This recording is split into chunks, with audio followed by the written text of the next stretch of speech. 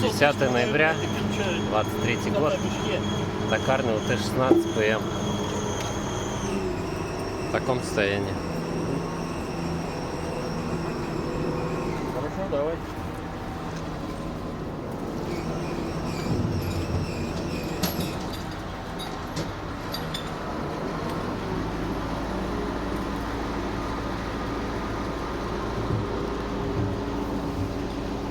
Шкаф со схемой.